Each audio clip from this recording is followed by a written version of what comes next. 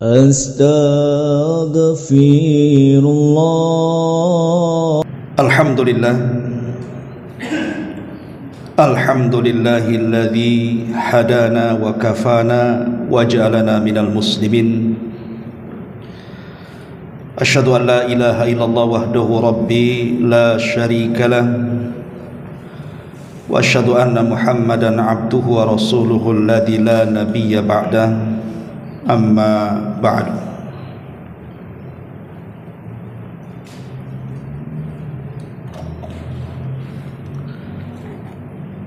Hadirin dan hadirat yang dimuliakan Allah Subhanahu wa taala. Alhamdulillah, di malam hari ini kita bisa berkumpul kembali di Masjid Muhajirin. Tak lupa salawat dan juga salam kita hadiahkan kepada Rasul kita Nabi besar Muhammad sallallahu alaihi wa ala alihi wasallam. Pembahasan di malam hari ini kita akan mengkisahkan satu orang yang sangat saleh dalam Quran. Bahkan orang ini dicantumkan sebagai nama dari nama-nama Quran. Tentu ketika nama ini dicantumkan menjadi nama daripada nama-nama Al-Quran, menunjukkan orang ini bukan orang biasa, tapi orang yang sangat mulia di hadapan Allah, karena dijadikan nama di dalam Al-Quran. Orang tersebut disebut dengan Luqman Al-Hakim. Jadi kita akan mengkisahkan tentang kisah Luqman Al-Hakim yang ucapannya banyak hikmah. Makanya kemudian disebut Al-Hakim, karena setiap untayan-untayan katanya itu mirip dengan kata-kata Nabi, sehingga terjadi silang pendapat di antara para ulama, apakah Luqman Al-Hakim ini seorang nabi ataukah hanya sekedar wali dari wali-wali Allah Subhanahu wa taala. Sebagian para ulama, di antaranya Al-Imam Al-Ikrimah dan juga Al-Imam Asy-Sya'bi, mengatakan bahwa Luqman ini bukan wali, tapi dia seorang nabi. Tapi jumhur mayoritas para ulama mengatakan bahwa kana waliyan walam yakun nabiyan. Luqman hanyalah seorang wali dari wali-wali Allah, dan dia bukan seorang nabi.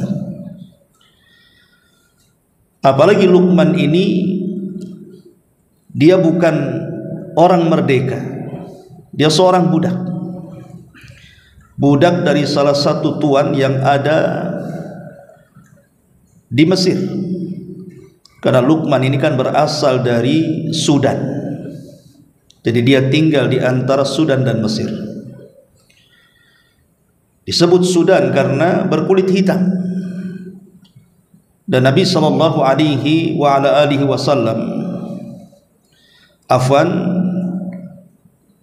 perkataan Sa'id bin Musayyib rahimahullahu taala, seorang pemimpin para tabi'in, menantu daripada Abu Hurairah radhiyallahu anhu. Dia ditanya tentang orang-orang mulia dari kalangan kulit hitam. Maka Sa'id pun menyebutkan ada 3 orang yang berkulit hitam yang sangat istimewa dalam sejarah.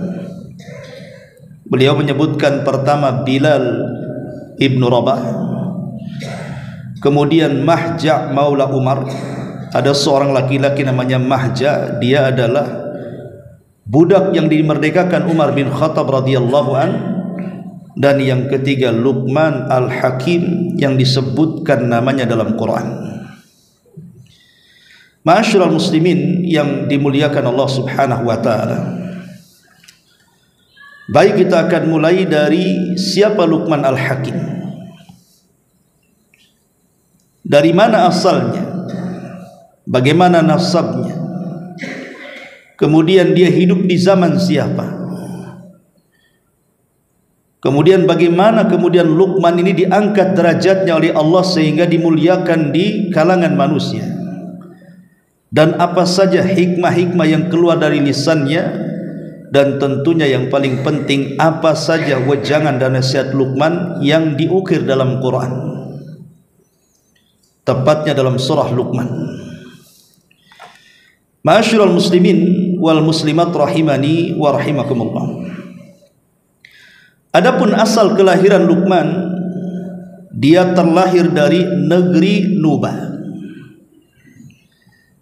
dan Nubah adalah daerah yang ada di Sudan, ma'ruf, dan dia orang yang berkulit hitam, tapi kemudian ada yang mengatakan dia tinggal di Mesir, ada yang mengatakan tetap tinggal di Sudan.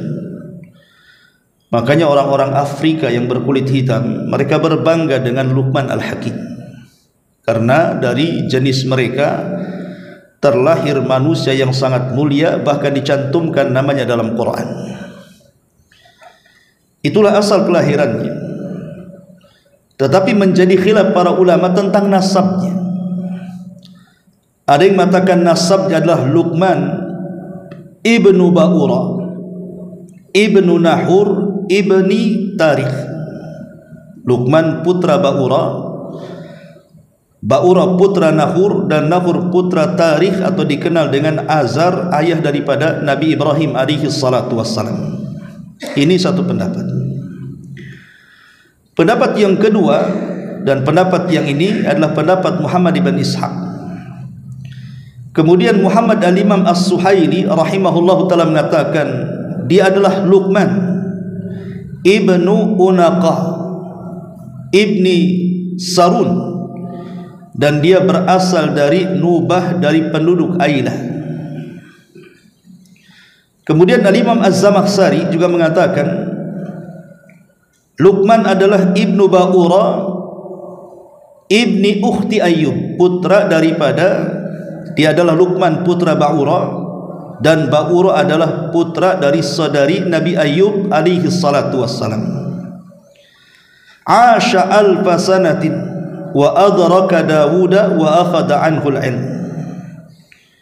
Dia hidup 100 tahun, dia hidup 1000 tahun, jadi hidupnya panjang sampai 1000 tahun, dan dia mendapatkan Nabi Daud, artinya sezaman dengan Nabi Daud, bahkan berjumpa dengan Nabi Daud, dan dia mengambil ilmu dari Nabi Daud alaihi salatu wassalam. Ini secara nasab.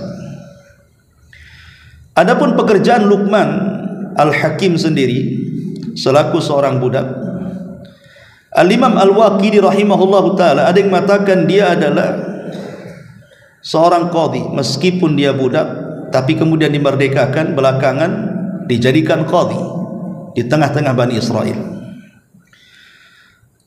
Ada juga yang mengatakan dia adalah seorang khayyatan, penjahit. Ada yang mengatakan najjaran, seorang tukang kayu. Bahkan dikatakan oleh Khalid ibn Rabi' dia adalah seorang tukang kayu, tetapi ada juga yang mengatakan dia ra'iyal ghanam, dia seorang penggembala kambing. Jadi di sini terjadi perselisihan ulama, tapi intinya dia seorang budak yang melayani majikannya. Dan dia hidup di zaman Nabi Daud alaihi salatu wassalam. Bahkan Luqman Al-Hakim ada satu kisah yang menarik. Jadi satu hari dia dipanggil majikannya oleh tuannya. Kemudian majikannya mengatakan, "Izbah lana hadhihi syah." Wahai Luqman, sembelihkan untukku seekor kambing.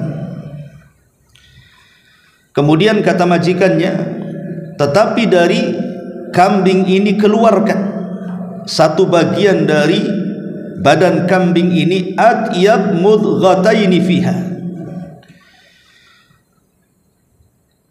Cari yang paling baik menurutmu dari anggota badan kambing yang kau sembelih ini. dua anggota badannya, ambil. Tiba-tiba fa akhrajal lisana wal qalba, maka Luqman pun setelah menyembelih kambing, mengulitinya, kemudian memotongnya, dia mengambil dua anggota badan kambing, satu lisan dan satu hati, kemudian diberikan kepada majikannya. Dari sini majikannya langsung paham bahwa ini bukan orang biasa, ini budak ini. Saking kagumnya majikannya kepada Luqman Al-Hakim, kenapa dia mengambil hati dan juga lisan kambing ini? Karena kata Luqman Al-Hakim, bila mana dalam anggota badan kita ini, lisan kita dan hati kita ini bersih, maka akan membersihkan semua anggota badan kita. Seolah-olah Luqman ingin menasihati seperti itu dengan cara mengambil lisan dan hati kambing, dan ini hikmah yang luar biasa. Kemudian esok harinya majikannya menyuruh untuk mengambil kembali seekor kambing dan menyembelihnya, dan disuruh mengambil kembali dari anggota badan kambing itu yang paling buruk. Rupanya diambilkan anggota badan yang sama, diambilkan lisan dan diambilkan hati. Kata Luqman Al-Hakim, kalau seandainya dua anggota ini tidak baik, lisannya tidak baik, hatinya kotor, maka akan membuat badan kita juga rusak, kata dia. Saking kagumnya, akhirnya majikan yang mengatakan, anta hurrun biwajhillah, kalau begitu aku memerdekakan engkau, engkau merdeka karena wajah Allah subhanahu wa ta'ala. Setelah kemudian Luqman Al-Hakim ini dimerdekakan oleh majikannya, entah kenapa dia kemudian pulang ke rumahnya, semua manusia berkumpul di rumahnya, dari mana-mana datang. Sementara kemudian majikannya sudah tidak lagi dilirik orang. Majikannya kaget, kenapa ini seorang hamba yang aku merdekakan rupanya dicintai oleh masyarakat, sementara tidak ada orang yang datang ke dia, padahal dia orang kaya. Akhirnya kemudian majikannya setelah memerdekakan Luqman melihat kondisi seperti ini, akhirnya dia mendatangi rumahnya, kemudian bertanya, kenapa manusia mendatangi engkau? Dan begitu banyak manusia datang dan bertanya kepada dirimu, dan tidak ada satupun yang datang kepadamu. Maka Luqmanul Hakim menasihati majikan, sehari-hari melakukan hal yang tidak bermanfaat, sehingga manusia tidak ada yang datang mengambil manfaat kepadamu, sementara aku berusaha meninggalkan sesuatu yang tidak bermanfaat untuk mengambil yang bermanfaat, makanya manusia datang kepadaku untuk mengambil manfaatnya. Ini kan hikmah. Persis seperti sabda Nabi SAW, di mana Nabi SAW mengatakan, ihris ala ma yanfa'uk wasta'in billah. Kata Rasul, bersungguh-sungguhlah mengambil sesuatu yang bermanfaat. Bahkan Nabi SAW mengatakan, min husnil islamil mar'i tarkuhu ma la ya'ni. Termasuk kebaikan seseorang, kata Nabi, dalam Islam itu ketika orang bisa meninggalkan sesuatu yang tidak bermanfaat dalam hidupnya. Luqman Al-Hakim rahimahullahu ta'ala. Kemudian Luqman pun melakukan safar. Dalam safarnya dia akhirnya menjumpai Nabi Allah Daud alaihi salatu wassalam. Dia ingin belajar kepada Nabi Allah Daud alaihi salam. Kemudian ketika itu Nabi Allah Daud memang mencari seseorang yang bisa bekerja kepadanya, karena Daud itu kan membuka usaha pandai besi, dan dia punya mukjizat mampu untuk membuat alat-alat dari besi tanpa harus membakar dengan api. Jadi ketika melihat Luqmanul Hakim, maka dia mengajak untuk bekerja. Kemudian dia mulai mengambil besi, kemudian berusaha untuk membuat semacam senjata atau mungkin semacam baju besi untuk perang. Di tengah-tengah Nabi Daud ini sedang mengerjakan sesuatu, Nabi Daud bertanya kepada Luqman, kenapa kau tidak bertanya tentang pekerjaanku? Luqman terdiam dan tidak bicara. Kemudian dia bertanya lagi, kenapa kau tidak bertanya? Kau kan akan bekerja. Bertanyalah mungkin sesuatu yang kau tidak pahami. Tapi Luqman juga diam. Sampai kemudian Luqman pun menjawab dan mengatakan, ya Nabi Allah Daud, kenapa aku tidak menjawab soalan? Kata Luqman, aku akan bicara setelah engkau bekerja.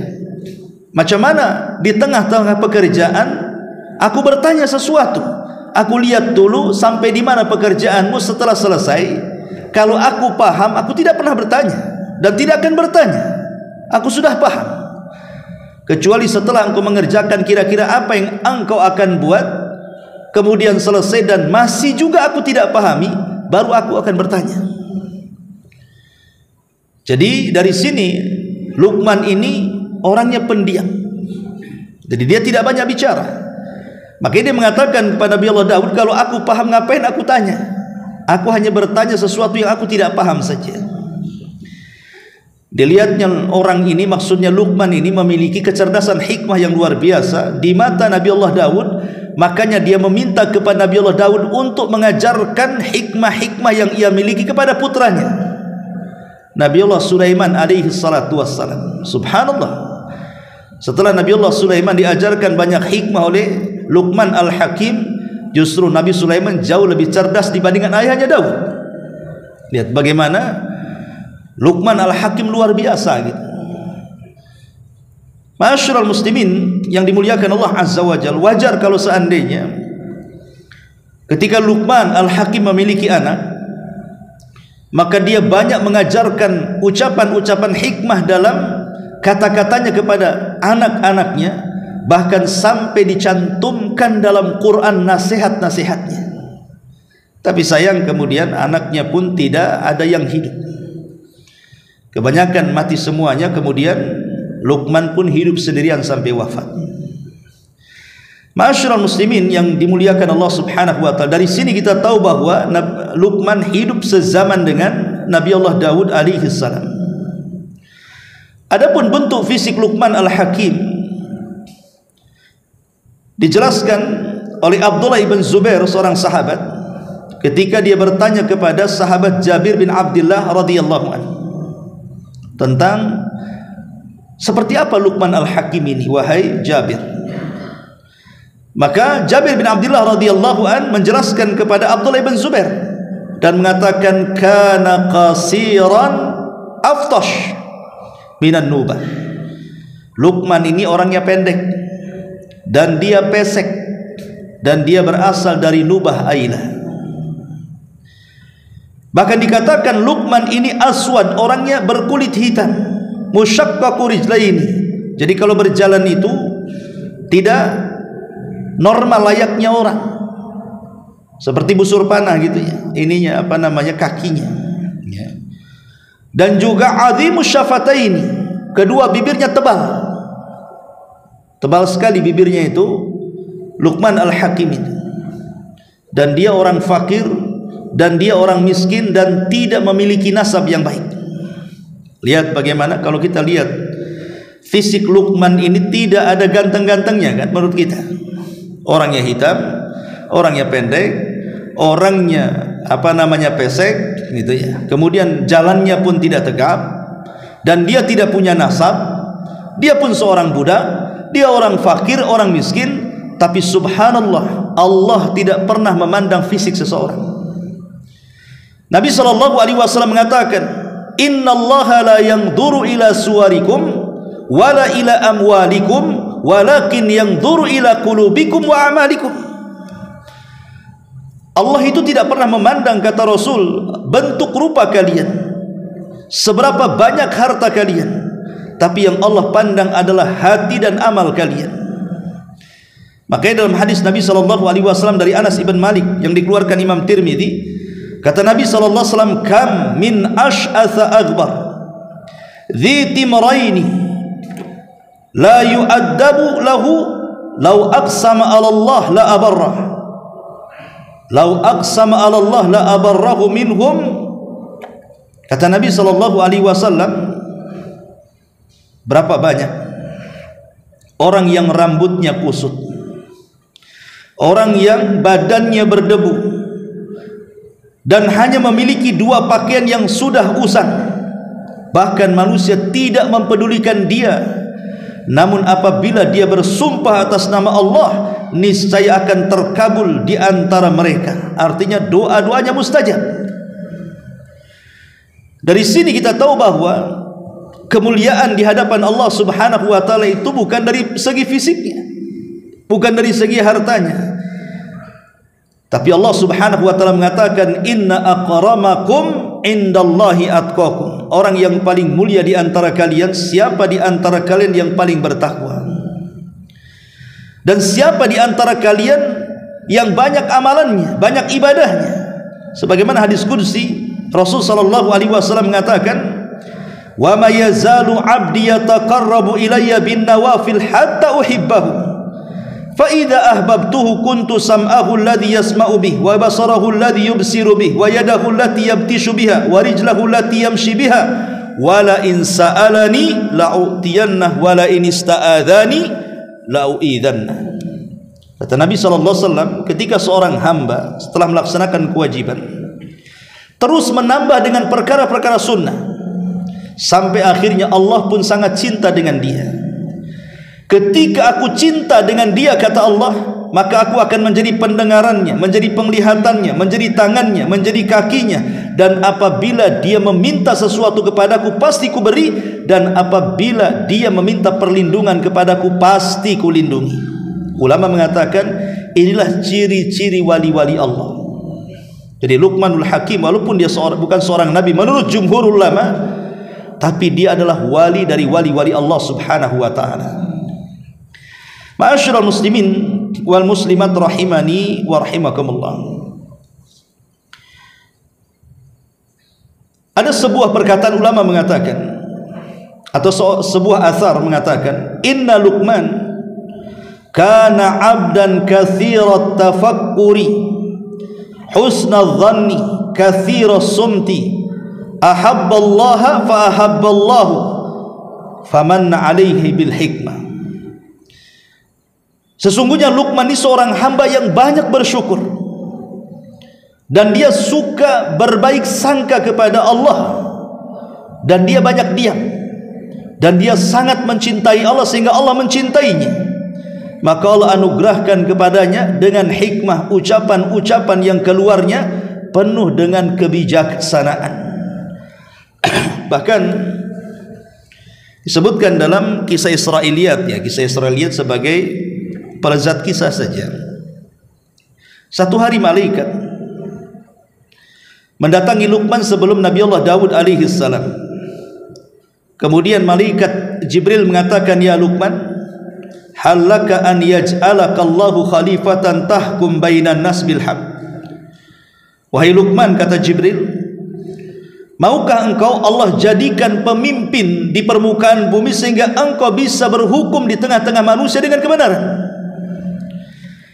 Maka Luqman mengatakan, in ajbarani rabbi qabiltu. Kalau memang Allah paksa untuk itu, pasti ku terima. Kenapa? Fa inni a'lam annahu in fa'altu dzalik a'anani wa 'allamani wa assamani. Kalau aku kemudian betul-betul menjadi hakim di tengah-tengah manusia dan itu Allah yang paksa aku, pasti Allah tidak mungkin membiarkan aku, pasti dia akan menolongku, pasti dia akan mengajarkan kepadaku, pasti dia akan melindungiku. Wa in khayyarani, tapi kalau hanya sekedar Allah memilih, tidak memaksa, kalau mau silahkan, kalau enggak ya enggak apa-apa, itu namanya memilih. In khayyarani, kalau hanya sekedar memilih saja, maka aku memohon kepada Allah Subhanahu wa taala dan aku tidak meminta adanya bencana untukku, wala as'alul bala, aku tidak mau ada bencana untukku. Maka malaikat mengatakan, Jibril mengatakan, ya Luqman, lima, kenapa?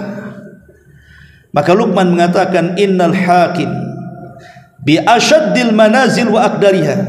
Wahai Jibril, hakim ini, seorang hakim, seorang pemutus, itu di tempat kedudukan yang membahayakan orang. Bahkan boleh jadi itu tempat yang paling kotor. Kenapa demikian? yaghshahu dzulmu min kulli makan, karena kedudukan itu akan banyak kezaliman di sekitarnya.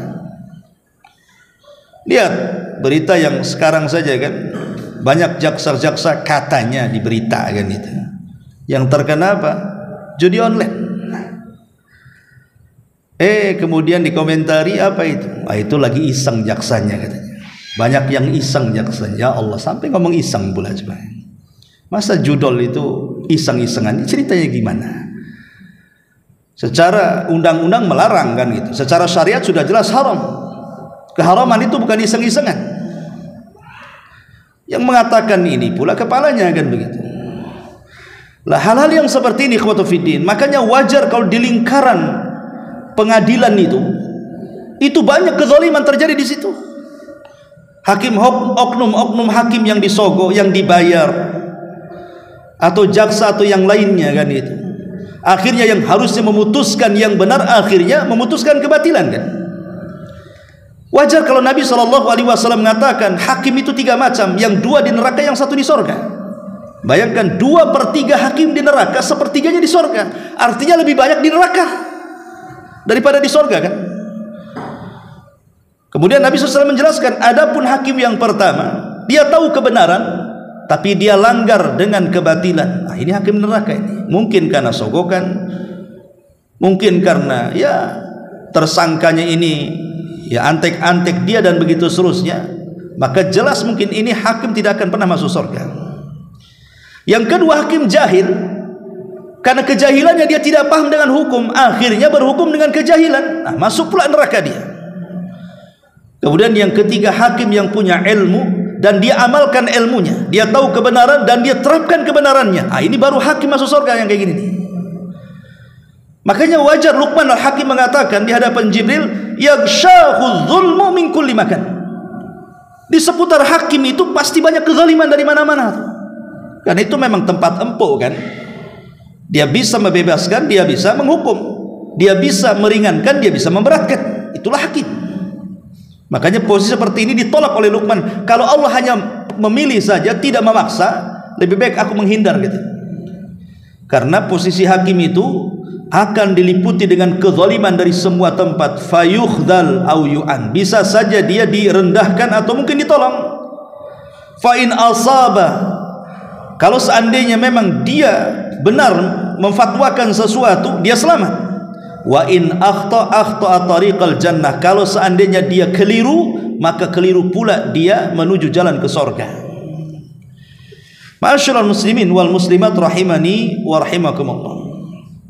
Adapun kenapa kemudian Luqman al-Hakim ini diangkat derajatnya sedemikian rupa sehingga namanya dicantumkan dalam Quran. Ada sebuah kisah yang disebutkan oleh Imam Ibnu Jarir, seorang ahli tafsir.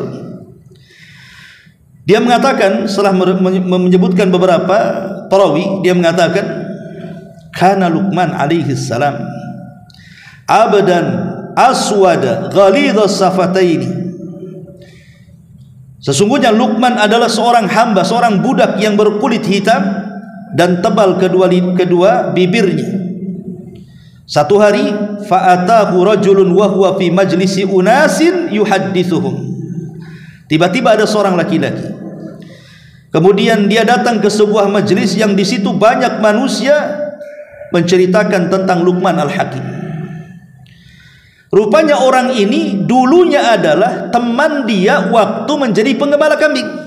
Tapi setelah berpisah dengan Luqman, dia kaget. Kenapa Luqman ini menjadi orang hebat, dibicarakan manusia, dipuji manusia. Sehingga dia mengatakan, alastalladzi kunta tar'a ma'il ghanama. Bukankah dulu engkau mengembala kambing bersamaku? Ya. Bagaimana engkau bisa mendapatkan kedudukan seperti ini? Maka dia mengatakan, kenapa aku seperti ini? Dia menyebutkan 3 kunci di sini. Karena aku selalu sidqul hadis. Kalau bicara, aku berusaha jujur. Aku tidak pernah berdusta. Yang kedua, wasumtu amma la ya'nini. Aku akan diam, baik lisan anggota badan, dari perkara-perkara yang tidak bermanfaat dalam hidupku. Kemudian, dan yang ketiga, wa adaul amanah. Aku berusaha untuk menyampaikan amanah. Aku tidak akan berkhianat dari amanah. Lah sebab 3 perkara inilah Allah angkat aku sebagaimana yang engkau lihat, katanya. Karena aku selalu jujur dalam bicara, aku tidak pernah mengucapkan atau berbuat sesuatu yang tidak ada manfaat, dan aku selalu amanah. Inilah yang menjadikan Allah angkat derajatku. Kemudian dalam riwayat yang lain dari Ibnu Abi Hatim juga meriwayatkan, ada tambahan, dia mengatakan qala qadarullah. Pertama, ini semua takdir dari Allah. Allah mentakdirkan, bukan aku yang berkehendak. Sebab kalau Allah sudah berkehendak, aku tidak berkehendak, manusia juga tidak berkehendak, pasti terjadi. Tapi kalau Allah tidak berkehendak, aku dan seluruh manusia berkehendak, pasti tidak akan terjadi. Jadi semua karena takdir Allah Subhanahu wa taala.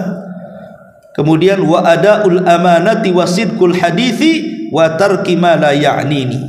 Dan aku senantiasa berusaha untuk amanah, untuk jujur dalam bicara, dan meninggalkan sesuatu yang tidak ada manfaat dalam kehidupan. Coba saja kita praktikkan 3 perkara dalam hidup kita ini, maka Allah akan mengangkat derajat kita seperti Allah mengangkat derajat Luqman Al-Hakim. Karena memang 3-tiganya ini berat dalam kehidupan, kan? Kita ini diberikan amanah. Jangan lagi cerita amanah harta, amanah kedudukan, amanah kepemimpinan, amanah dengar saja. Kadang-kadang kita tidak bisa untuk menjaganya, kan? Ada kawan kita ngomong, saya mau curhat sama antum, ya, tapi jangan cerita sama orang, ya. Iya, katanya. Habis cerita, diceritakan pula sama orang. Bahasanya ya bagus. Mau saya ceritakan, tadi ada kawan cerita, kamu jangan cerita ya sama yang lainnya, ya. Ngomong gitu juga, kan? Nanti kawannya gitu juga, akhirnya satu kampung tahu. Kalau amanah dengar saja kita tidak bisa menjaganya, atau amanah melihat sesuatu yang sifatnya aib. Kita melihat saudara kita mungkin di atas kemaksiatan, malam-malam jalan ke Nagoya, nampak saudara kawan kita ini gandeng dengan perempuan. Itu kan amanah, amanah melihat namanya. Besoknya cerita, baru tahu saya, si anu semalam saya lihat di sana tuh, gandeng cewek pula di sana. Ini kan amanah melihat, kan gitu. Harusnya kan sudah diam saja, ngapain diceritakan kepada orang? Itu aib orang. Dan kita tidak tahu kepada orang itu kenapa dia menggandeng cewek, entah ceweknya saudaranya, entah kawannya, entah apanya, kita nggak tahu, kan begitu. Tapi kalau kita menceritakan apa yang kita lihat, mata kita ini diberikan amanah. Kalau yang seperti yang remeh-temeh ini saja kita tidak bisa menjaga amanah, macam mana amanah yang lebih berat daripada itu? Makanya menjaga amanah itu luar biasa. Ataupun sidqul hadis, mengucapkan kalimat jujur itu memang tidak bisa, karena itu kita terbiasa dusta masalahnya. Bahkan ada orang yang berdusta itu supaya manusia tertawa. Bahkan seandainya dusta ini untuk kebaikan sendiri, Syekh bin Baz mengatakan tidak boleh. Umpamanya Syekh bin Baz ditanya begini, Syekh, bagaimana pendapat anda tentang orang tua yang bercerita kepada anaknya sebelum tidur, menceritakan dongeng? Ya kalau kayak kita ini kan ada dongeng masyarakat, cerita tentang si kera dan si kancil, kan begitu, cerita sama anaknya. Kan di situ ada pelajaran di situ, kan? Dalam kisah, walaupun kisah-kisah binatang, tapi ada pelajarannya. Tapi kan nggak ada ceritanya. Nggak ada namanya kera itu akrab dengan kancil. Dan kalaupun seandainya kura-kura dengan kancil dikurung, dia nggak akan ngobrol tuh, nggak akan ketemu, kan? Tapi hanya cerita saja, kan? Maka Syekh bin Baz mengatakan sebaiknya jangan. Kan banyak kisah-kisah yang lebih baik dibandingkan itu. Kisah Nabi, kisah sahabat, kisah ulama. Kenapa pula kisah-kisah yang seperti itu yang nggak ada manfaatnya? Ya, walaupun ada kebaikan, tapi ada unsur kebohongan di situ. Karena tidak pernah terjadi dalam kehidupan. Bagus kita jelas-jelas cerita para nabi, cerita para sahabat, cerita para ulama, kan itu sudah jelas-jelas karena mereka teladan. Lah yang seperti itu walaupun ada kebaikannya saja, fatwa ulama itu mengatakan sebaiknya jangan, kan itu. Macam mana berbohong yang terang-terangan dia berdusta, atau meninggalkan sesuatu yang tidak ada manfaatnya. Karena kita ini cenderung untuk mengambil yang tidak ada manfaat dan meninggalkan yang ada manfaat. Contoh kalau sudah ada bola umpamanya, kan, Indonesia lawan Jepang atau Indonesia lawan apa gitu, kan, satu malam kita bisa nongkrong, bisa kita itu nongkrong, mata kita tidak pernah ngantuk kasih kopi 2 ember, nanti subuhnya kelayang, iya kalau dia sholat subuh, kalau enggak, ini kan meninggalkan sesuatu yang mengambil sesuatu yang tidak ada manfaat, akhirnya meninggalkan sesuatu yang tidak manfaat. Itu kaidah itu. Kalau kita menyibukkan sesuatu yang tidak ada manfaat, pasti meninggalkan yang bermanfaat dalam kehidupannya. Tapi kalau orang meninggalkan sesuatu tidak ada manfaat, secara otomatis pasti dia mengambil yang manfaat dalam kehidupannya. Masyarul muslimin yang dimuliakan Allah Azza wa Jalla.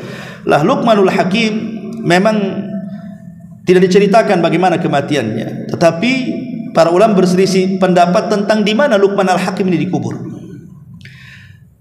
Disebutkan dalam kitab Mu'jam Al-Buldan, ada yang mengatakan bahwa Luqman Al-Hakim itu dikubur di sekitar Buhairah Tabariyah. Buhairah Tabariyah itu artinya semacam danau Tabariyah yang ada di Palestina sana, yang diceritakan oleh Dajjal kepada seorang sahabat Tamim ibn Aus Ad-Dari ketika berjumpa di sebuah hutan. Lah Dajjal kan bertanya kepada Tamim ibn Aus ini, bagaimana kondisi telaga Tabariyah katanya. Tiberias maksudnya ya. Bahasa Arabnya Tabariyah, bahasa kitanya Tiberias ya. Kata Tamim ibn Aus Ad-Dari, masih banyak airnya. Kata Dajjal, sebentar lagi akan kering katanya. Dengan keluarnya dia akan kering. Artinya bahwa di sekitar danau inilah Luqman dikuburkan. Satu riwayat. Tapi ada yang mengatakan bahwa dia tidak dikubur di situ, tapi dikubur di tempat Isa lahir. Di mana tempat Isa lahir? Bethlehem. Bahasa Arabnya Baitul Lahmin. Disitulah kemudian Luqman dikuburkan. Ada yang mengatakan dia dikuburkan di Yaman, di negeri Yaman. Ada juga dia dikuburkan di sebelah timur Baghdad, wallahu alam. Tapi yang jelas bahwa kita tidak perlu mengetahui di mana letak kuburannya, tapi yang jelas bahwa kita mengambil hikmah dari ucapan-ucapan Luqmanul Hakim. Soal di mana dia lahir, kemudian nasabnya, kemudian juga tempat kematiannya atau kuburannya, itu tidak menambah iman dan takwa kita. Tetapi yang menambah iman dan takwa kita, makanya Quran itu tidak menjelaskan secara detail kan. Quran itu hanya menjelaskan hikmah-hikmah Luqman saja. Ya, karena Quran itu bukan kitab sejarah. Quran itu kitab hidayah.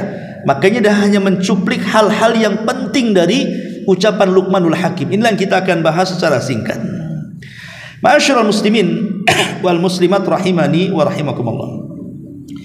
Di antara hikmah Luqmanul Hakim kepada anaknya, disebutkan oleh Imam Malik dalam Muwatta'nya.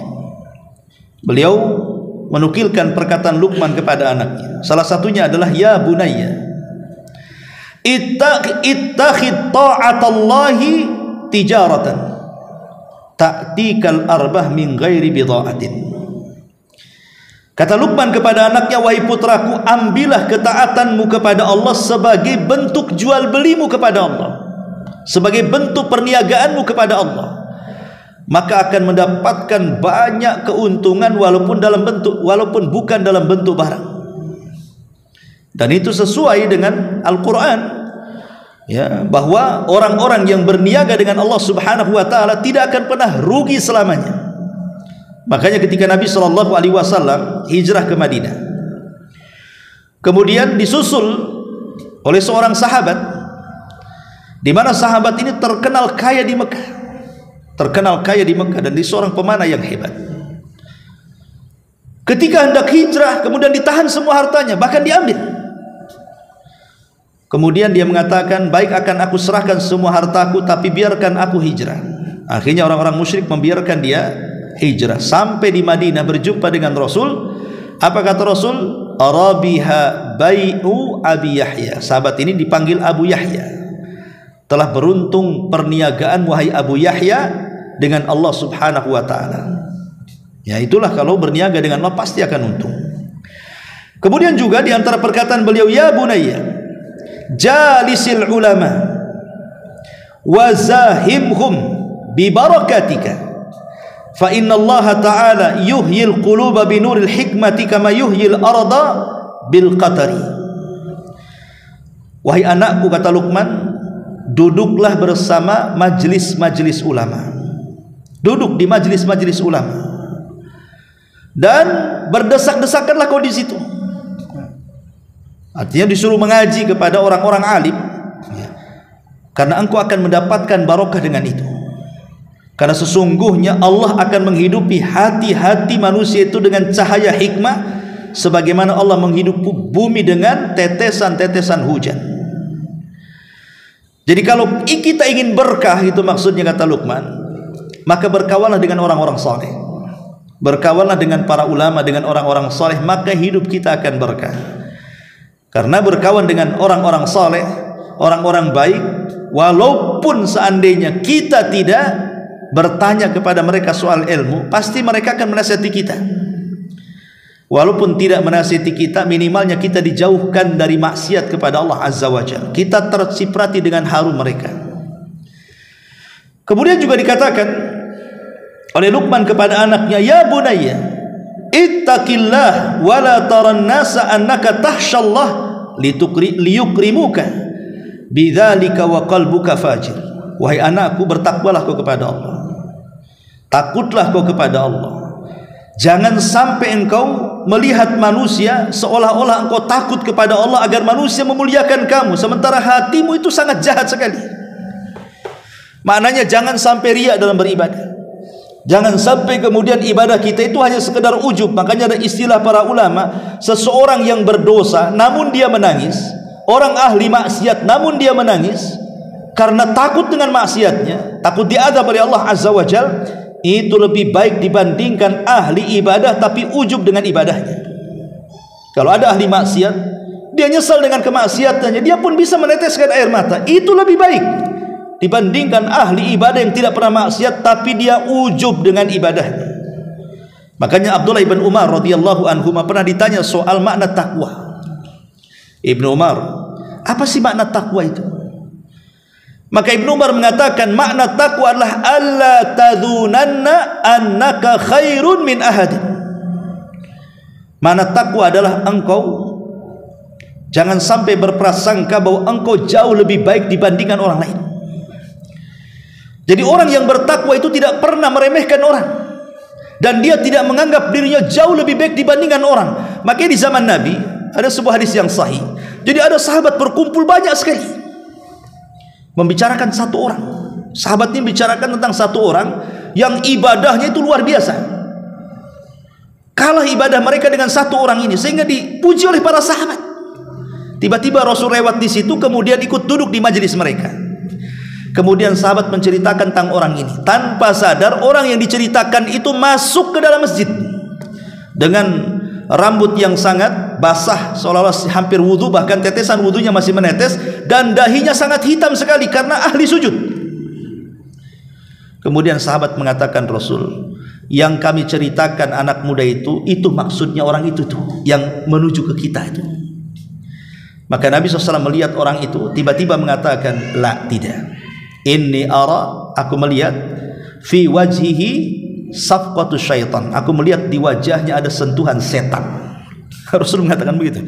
Semua sahabat memuji dia, bahwa dia itu orang yang paling ahli ibadah, tidak ada yang bisa menandingi ibadahnya. Tapi Rasul mengatakan tidak, kau tidak lihat ya wajahnya itu ada sentuhan setan, katanya. Sahabat heran dengan perkataan Nabi. Ketika kemudian betul-betul anak muda ini duduk di tengah-tengah para sahabat, maka Rasul bertanya dan mengatakan, wahai anak muda, aku ingin bertanya, jujur karena Allah, jawab dengan jujur, jangan berdusta. Karena yang bertanya Nabi, tak mungkinlah dia berdusta, karena pasti akan diberitahu wahyu kan. Makanya Rasul mengatakan, jawablah dengan jujur pertanyaanku karena Allah. Apakah sewaktu engkau datang ke kabilahmu, kepada kaummu, engkau merasa dalam hatimu engkau lebih baik di antara mereka? Apakah ketika engkau datang menuju kabilahmu, menuju kaummu, engkau merasa engkau lebih baik dibandingkan mereka? Tiba-tiba orang ini mengatakan, na'am wahai Rasulullah. Maka kata Rasulullah, aku lihat di wajahmu ada sentuhan. Ya, jadi Luqman Hakim mengajarkan kepada kita, jangan sampai kita ini mudah untuk memandang negatif orang. Terkadang ada orang yang zahirnya maksiat di depan kita ya.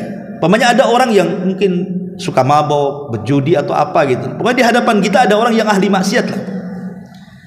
Kita tidak boleh merendahkan dia bahwa kita lebih baik dibandingkan dia, karena kita tidak tahu, boleh jadi di balik kemaksiatan dia mungkin dia pernah berdoa yang kita tidak pernah berdoa seperti dia.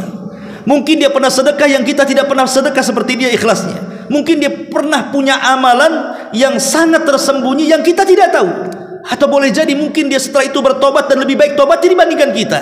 Selama orang masih hidup, itu semua bisa terjadi. Makanya Ibrahim alaihi salatu wasallam dalam hadis yang panjang tentang syafaat itu, ya, pada hari kiamat orang-orang datang kepada Ibrahim setelah datang kepada Adam pun menolak, kemudian datang kepada Nuh pun menolak, akhirnya orang-orang pun datang kepada Ibrahim. Mereka mengatakan, ya Ibrahim, bukankah engkau Khalilur Rahman, engkau kekasih Allah? Ishfa' lana ila rabbik, ala tara ila ma nahnu fih. Mintalah syafaat kepada Rabbmu, tidakkah kau iba melihat aku, katanya. Bukankah engkau Khalilur Rahman, kekasih Allah subhanahu wa ta'ala? Apa kata Ibrahim? Lastu, aku tidak sebagaimana yang kalian katakan Khalilur Rahman, kekasih Allah. Boleh jadi aku kekasih, tapi setelah kekasih yang lainnya, mungkin banyak kekasih Allah, aku ini nomor berapa, katanya. Seolah-olah Ibrahim ingin mengatakan seperti itu. Lihat bagaimana Ibrahim merendahkan dirinya di hadapan manusia di padang mahsyar, supaya tidak terlihat menonjol gitu di antara orang-orang. Sekarang ini manusia luar biasa, baru RT saja kenalkan saya RT, katanya, biar tahu dia RT-nya. Kenalkan saya RW, kan gitu. Kalau tujuannya ya supaya dia lapor atau mungkin nggak apa-apa, tapi kalau tujuannya supaya manusia tahu saya tokoh di situ, ini kan kesombongan namanya, ikhwan. Ya, apalagi dengan mengatakan saya ini loh tokoh di sini, nah, itu kan bahasa sombong kan. Iya, ditokohkan atau tidak kan nggak tahu juga. Ya, tokoh belum tentu ditokohkan. Tapi yang jelas bahwa bagaimana Luqman Al-Hakim mengajarkan kepada kita agar kita ini jangan terlihat takut kepada Allah di hadapan manusia supaya mereka menghormati kita, sementara hati orang itu sangat buruk sekali kepada Allah Subhanahu wa taala. Dan banyak lagi, ya. Kita fokus dengan nasihat Luqman dalam Quran. Ma'asyiral muslimin wal muslimat rahimani wa rahimakumullah. Allah Subhanahu wa taala berfirman dalam surah Luqman, bagaimana Luqman ini menasihati putranya dan dicatat dalam Quran. Nasihat yang pertama, bagaimana Luqman mengajarkan kepada anaknya tentang tauhid dan bahaya syirik. Apa kata-kata Luqman? Ya bunayya, la tusyrik billahi, inna syirka la zulmun azim. Wahai anakku, jangan kau melakukan kesyirikan, karena syirik itu sebesar-besarnya dosa besar, dan itu sebesar-besarnya kezaliman. Subhanallah. Inilah yang harusnya dilakukan setiap orang tua kepada keluarganya. Ku anfusakum wa ahlikum nara. Jagalah diri kalian dan keluarga kalian dari api neraka. Dan tidak ada dosa yang memudahkan orang masuk neraka melebihi kesyirikan. Bagaimana pelaku syirik mudah masuk neraka? Karena sekali saja kita melakukan kesyirikan dan tidak bertobat, maka seumur hidup kita amalan baik kita tidak diterima. La in asyrakta la yahbatanna amaluka wa la takunanna minal khasirin. Hei Muhammad, kalau engkau melakukan kesyirikan kepadaku, maka hancur lebur amalanmu. Kalau seorang nabi saja akan hancur lebur amalannya, jikalau dia melakukan kesyirikan, apatah lagi kita yang tidak banyak amalannya. Makanya kenapa rahasia dihancurkannya umat-umat terdahulu? Kenapa kaum Nuh sampai datang banjir kemudian melantakkan semua manusia, tidak ada yang hidup satupun kecuali di perahu Nuh? Kenapa kaum Ad dihancurkan sehingga tidak ada yang tersisa? Kenapa kaum Thamud juga sama? Kenapa kaum para nabi yang lainnya dihancurkan oleh Allah Azza wa Jalla? Rahasia dosa yang mereka lakukan adalah karena mereka melakukan kesyirikan. Kaum Nuh menyembah patung, Wad, Suwa, Yaghus, Ya'uq dan begitu seterusnya. Dan dari situ kita tahu bahwa rahasia kenapa umat itu dihancurkan itu dosanya karena mereka melakukan kesyirikan. Itu yang pertama. Makanya kalau kita lihat dalam Al-Quran, hampir semua dakwah para nabi dan rasul, mereka mengatakan kepada kaumnya, u'budullaha, sembahlah Allah, tauhidkan Allah, wa la tusyriku bihi syai'an. Jangan sekutukan Allah dengan apapun. Walaqad ba'atsna fi kulli ummatir rasulan ani ibudullaha wajtanibut taghut. Dan tidaklah kami utus pada tiap-tiap umat seorang rasul, tugas mereka hanya menyampaikan kepada umatnya, sembahlah Allah dan jauhi sesembahan selain Allah alias taghut. Ini yang pertama. Yang kedua, Luqman Al-Hakim menasihati kepada anaknya agar bukan hanya mentaati Allah secara tauhid dan menjauhi syirik, juga disuruh untuk mentaati kedua orang tuanya. Birrul walidain, subhanallah, persis seperti sabda Nabi SAW. Ketika Nabi SAW ditanya tentang afdalul a'mal, amalan yang paling afdal itu apa wahai Rasul? Atau amalan apa yang bisa masukkan aku ke dalam surga wahai Rasul? Apa kata Rasul? Rasulullah yang mengatakan, tauhidkan Allah, kemudian birrul walidain. Dalam riwayat Rasul ditanya tentang akbar al-kabair, dosa yang paling besar, apa itu wahai Rasul? Kata Rasul, kesyirikan kepada Allah dan durhaka kepada orang tua. Selalu disebut satu nafas. Makanya Allah Subhanahu wa taala mengatakan dalam surah Luqman ini, wa wassaynal insana biwalidayhi hamalathu ummuhu wahnan ala wahnin wa fisaluhu fi amaini anishkur li waliwalidayka.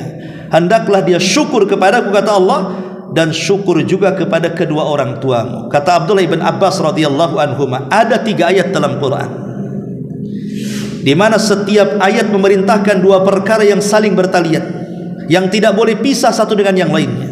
Pertama, aqimus salata wa atuz zakah. Laksanakan salat, tunaikan zakat. Kalau orang salat tidak zakat, ditolak salatnya. Kalau orang zakat tidak salat juga sama, ditolak zakatnya. Yang kedua, atiullaha wa atiur rasul. Taatlah kepada Allah dan taatlah kepada Rasul. Kalau orang hanya taat kepada Allah tapi tidak taat kepada Rasul, tidak diterima ketaatannya. Atau orang taat kepada Rasul dan dia meninggalkan ketaatan kepada Allah, juga tidak akan diterima. Dan yang ketiga ayat ini, anishkurli wali walidaika, bersyukur kepada Allah, mentauhidkan Allah dan birrul walidain. Kalau kita hanya baik dengan Allah tapi tidak baik dengan orang tua, maka kita tidak akan pernah mendapatkan ridhonya Allah. Atau sebaliknya, kita hanya baik dengan orang tua tapi tidak baik dengan Allah Subhanahu wa taala, tidak pernah syukur nikmat, maka juga kebaikannya akan ditolak oleh Allah Azza wa Jalla. Makanya kenapa Rasul mengatakan ridallah fi ridal walidain wa sukhtuhu fi sukhtihima. Keridhaan Allah itu ditentukan ridhonya orang tua kepada kita, dan murkanya Allah juga ditentukan dengan murkanya orang tua kepada kita. Ini nasihat yang kedua. Kemudian nasihat yang ketiga juga, Luqmanul Hakim menasihati anaknya, ya, menanamkan akidah kepada putranya tentang kekuasaan Allah yang tidak terbatas, tentang kekuasaan Allah secara mutlak, dan juga mengingatkan tentang adanya hari pembalasan. Disebutkan dalam surah Luqman ayat 16-nya, ya bunayya innaha in takum mithqala habbati min khardalin fatakun fi sakhratin aw fis samawati aw fil ardi ya'ti biha Allah innallaha latifun khabir.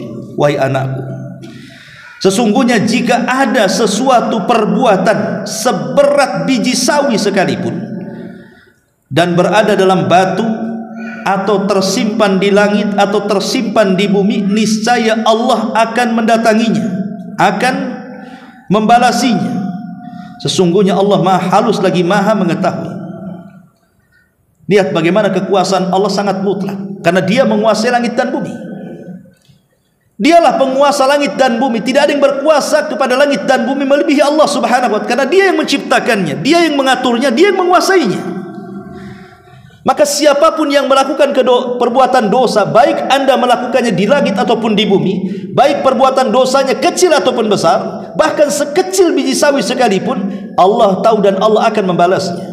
Artinya ada hari pembalasan di sana.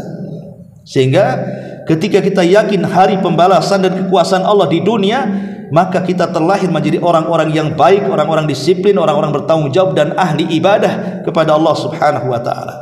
Kemudian yang keempat, Luqman juga memerintahkan putranya untuk menegakkan salat, menegakkan amar ma'ruf nahi mungkar, dan bersabar terhadap musibah.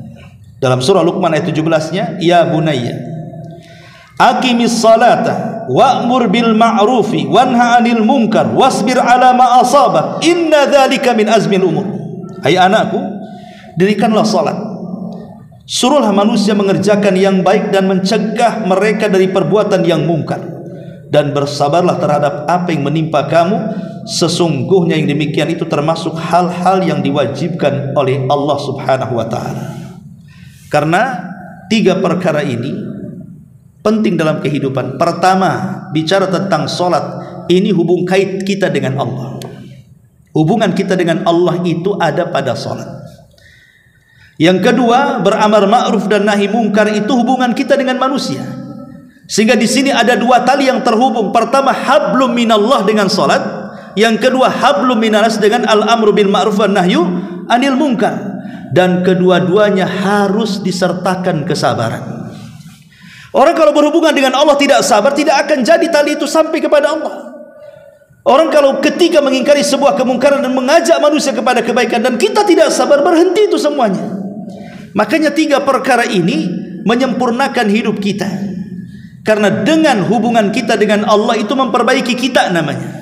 Dengan mengajak manusia kepada kebaikan, mencegah manusia dari kemungkaran, itu memperbaiki manusia. Kalau dalam hidupnya terus dirinya diperbaiki dan berusaha memperbaiki orang, sempurna hidupnya. Karena dia bukan salah tapi juga islah, bukan hanya baik tapi memperbaiki. Nah, kalau orang seperti ini, maka sempurnalah hidupnya. Makanya Imam Syafi'i rahimahullah telah pernah mengatakan, kalau Allah tidak pernah menurunkan Al-Quran kecuali 1 surat saja, itu sudah cukup. Surat apa itu? Al-Asr. Wal asri innal insana lafi khusrin illa alladhina amanu wa amilus salihat wa tawasaw bil haqqi wa tawasaw bis sabr. Di sini ada 3 perintah. Pertama beriman, yang kedua beramal saleh, yang ketiga berdakwah, yang keempat sabar. Beriman yang melahirkan ilmu, kemudian ilmu yang melahirkan amal saleh, itu memperbaiki diri sendiri. Adapun berdakwah dan sabar ketika berdakwah itu memperbaiki orang. Itulah yang keluar dari kerugian yang Allah katakan, wal asri innal insana lafi khusrin. Demi masa manusia itu berada dalam kerugian, di dalamnya itu, tapi dia bisa keluar dengan iman dan amal, dakwah dan sabar. Karena dua-duanya, yang 2 memperbaiki diri dan yang 2 memperbaiki orang lain. Nah, sama juga dengan di sini. Salat memperbaiki hubungan kita dengan Allah. Al-amru bil ma'ruf wa nahyu anil munkar memperbaiki hubungan kita dengan manusia, dan kuncinya ada di sabar. Ini juga nasihat Luqman. Kemudian juga nasihat Luqman kepada anaknya, mengajarkan kepada anaknya agar tidak sombong, tidak angkuh, dan tidak membanggakan diri. Dalam surah Luqman ayat 18-nya, Luqman mengatakan kepada anaknya, wala tusair khaddaka linnas wala tamshi fil ardi maraha innallaha la yuhibbu kulla mukhtalin fakhur. Dan janganlah kamu memalingkan mukamu dari manusia karena sombong, dan janganlah kamu berjalan di muka bumi ini dengan angkuh. Sungguh Allah tidak menyukai orang-orang yang sombong lagi membanggakan dirinya. Malik ibn Dinar seorang alim, pernah berjalan. Tiba-tiba setelah dia istirahat, datanglah wali Basrah, pemimpin Basrah, gubernur Basrah. Selain gubernur, dia pun panglima perang. Tiba-tiba dia berjalan dengan congkaknya, dengan membusungkan dada, berjalan menuju pasukan. Jadi Malik ibn Dinar, seorang alim, menasihati sang raja ini, sang wali, sang perdana menteri Basrah sekaligus pemimpin perang ini, jenderal ini, dan mengatakan, jangan berjalan seperti itu. Itu berjalannya penduduk neraka. Jadi nasihati seperti itu.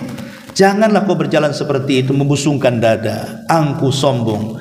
Berjalan engkau yang seperti itu berjalannya penduduk neraka. Marah di sang jenderal ini dan mengatakan, ala ta'rifuni, enak saja kau ngomong, kau enggak kenal aku, katanya. Kata Malik ibn Dinar, bal a'rifuka haqqal ma'rifah, bahkan aku lebih kenal daripada dirimu sendiri, katanya. Kaget sang jenderal ini, sehingga mengatakan, kaifa ta'rifuni, bagaimana kau bisa mengenal aku? Maka dia mengatakan, engkau ini dikeluarkan dari 2 lubang yang najis. Pertama dari lubang bapakmu yang di pancarkan kepada lubang ibumu, dan dua-duanya lubang najis. Dari situ keluar kencing. Dan dalam perutmu sekarang penuh dengan najis. Dan kalau engkau mati kemudian tidak ada yang mengurusmu, maka bangkaimu juga akan menjadi najis, tidak ada orang yang mendekatimu, katanya. Lalu terdiam sang jenderal. Berani kali dia. Tapi dia baru sadar ucapan orang ini benar. Akhirnya dia menangis kemudian pergi. Ya. Jadi apa yang disombongkan coba? Kita semua keluar dari lubang yang najis, bahkan dua lubang yang najis. Di perut kita penuh dengan najis. Dan kalau kita meninggal tidak ada yang mengurus, sekalipun presiden mati seminggu biarkan dia sampai membusuk, tidak ada orang berani mendekati dia. Orang mulia itu karena ruhnya masih ada. Makanya ketika malaikat sujud kepada Adam, itu bukan kepada fisiknya Adam, tapi kepada ruh yang dimasukkan ke dalam Adam. Mana dalilnya?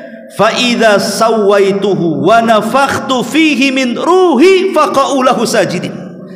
Ketika aku sudah sempurnakan Adam, maka semata-mata aku tiupkan ruh ke dalam jasadnya, sujud kalian wahai malaikat. Maka semua malaikat sujud kepada Adam. Kata ulama tafsir mengatakan, sujudnya malaikat kepada Adam bukan kepada fisiknya, tapi kepada ruhnya, karena ruhnya Adam dinisbatkan kepada Allah, ruhi, ruhku. Dan apapun yang disandarkan kepada Allah itu mulia. Makanya para malaikat sujud. Artinya kita dimuliakan itu karena ada ruh dalam badan kita. Tapi kalau ruh dicabut, tidak ada kemuliaan. Semua pakai kain kafan, tidak ada lagi disebut titel-titelnya, semua sama almarhum. Dikubur di 1 meter kali 1,5 meter. Habis itu ditinggalkan manusia. Lalu apa kemuliaannya?